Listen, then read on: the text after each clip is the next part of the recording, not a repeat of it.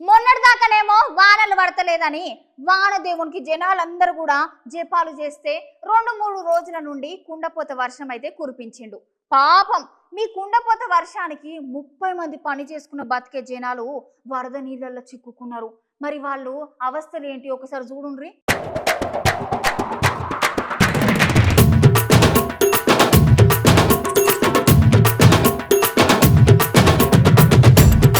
నిన్న మొన్న కురిసిన కుండపోత వర్షానికైతే నదులు వాగులు వంకలు అన్నీ ఉప్పొంగి పోయి నీళ్ళని రోడ్ల మీదకైతే వచ్చినాయి కానుల్లా.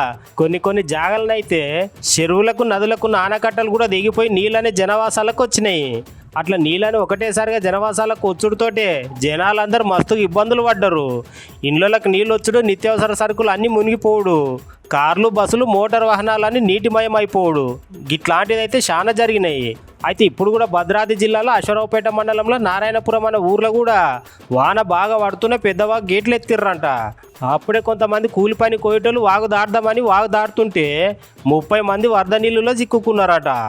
ఇది ఎంబటే తెలుసుకున్న రాష్ట్ర ప్రభుత్వం ఆ 30 మంది జనాలను ఎట్లనైనా కాపాడాలని చెప్పి వాళ్ళకి సపరేట్గా బృందాన్ని ఏర్పాటు చేసి 2 హెలికాప్టర్లను పంపించి వాళ్ళని కాపాడే ప్రయత్నం చేసింది.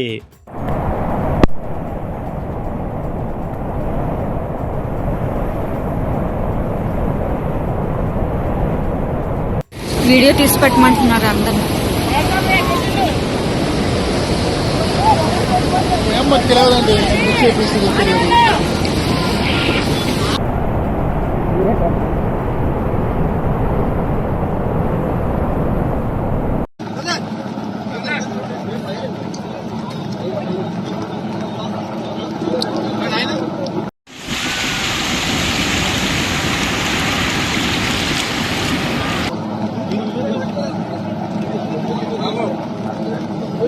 హాయ్ లిఫ్ట్ చేస్తున్నారు ఫోన్ చేయండి.